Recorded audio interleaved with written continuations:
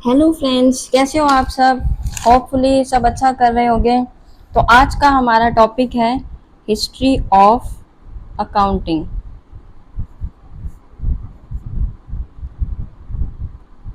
देखिए, जैसे आप सबको पता है कि हम अकाउंटिंग में जर्नल एंट्री करते हैं या लेजर बनाते हैं या अकाउंटिंग का जितना भी सारा काम करते हैं किस बेस पे करते हैं, कौन सा सिस्टम फॉलो करते हैं, डबल एंट्री सिस्टम।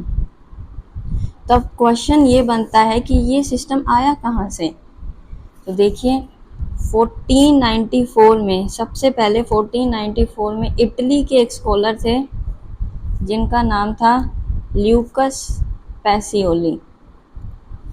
उन्होंने सबसे पहले डबल एंट्री सिस्टम पर एक बुक लिखी थी जिसका नाम था the composite scriptures. The composite sculptures.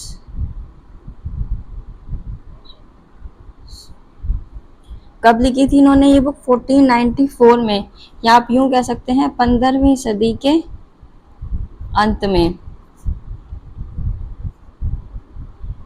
इसके लगभग 50 सालों बाद, यानी 1543 में, 49 ईयर्स बाद क्या हुआ था, इसी बुक का इंग्लिश ट्रांसलेशन हुआ था।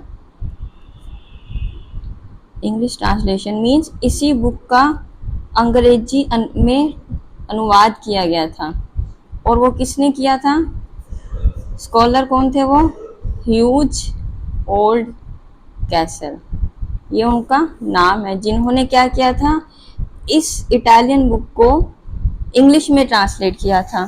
फिर कुछ टाइम बाद 1795 में एक आए Edward Jones.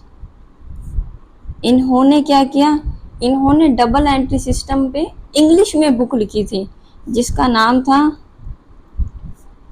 English system of book keeping. देखिए फ्रेंड्स, कंफ्यूज मत होना, इन्होंने इस बुक का इंग्लिश में ट्रांसलेशन किया था, लेकिन इंग्लिश में सबसे पहले बुक किसने लिखी थी? एडवर्ड जोन्स ने। यानी अब यहाँ दो क्वेश्चंस बनते हैं। अगर वो पूछे सबसे पहले बुक किसने लिखी थी डबल एंट्री सिस्टम पे, तो ल्यूकस पैसियोली ने। लेकिन अगर वो पूछ ले कि इंग्लिश में सबसे पहले बुक किसने लिखी थी, तो एडवर्ड जोन्स ने लिखी थी। ठीक है, अब आगे हम बढ़ते हैं कि प्राचीन भारत में लेखांकन। देखो, प्राचीन भारत में क्या होता था, उस समय भी अकाउंटिंग होती थी। उस टाइम क्या होता था, अलग अलग डिपार्टमेंट्स होते थे, विभाग बनते थे।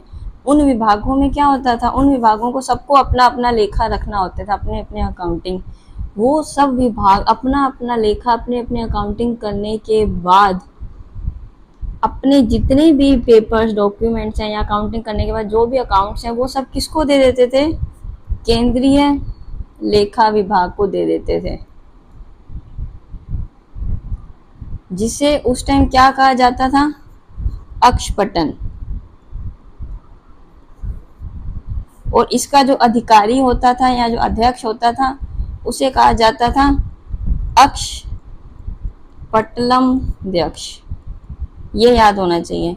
अब देखो, मेन आता है हमारे लिए, हम अकाउंट्स बुक्स कब क्लोज करते हैं? 1 अप्रैल से 31 मार्च के बीच में, यानी 31 को करते हैं। उस टाइम तो देखो, आपको पता है जन फेब ऐसे मंथ्स नहीं होते थे, तो वो लोग अपने अकाउंट्स कब करते थे? आषाढ़ पूर्णिमा को। अपना सारा लेखा जोखा उस दिन वो देखते थे कि क्या हो रहा है, क्या चल रहा है, कितना खर्चा हुआ, कितनी इनकम हुई। ठीक है, अब एक और इम्पोर्टेंट पॉइंट है इसके अंदर कि देखो, एक नगरी थी बेबीलोनिया। इस नगरी को प्राचीन भारत में क्या कहा जाता था? वाणिज्य नगरी, यानी कि सिटी ऑफ कॉमर्स। बस इस टॉपिक में इतना ही था। होपफुली आपको टॉपिक समझ आया होगा। अगर आपको अच्छा लगे तो लाइक करना, चैनल को सब्सक्राइब करना। Thank you.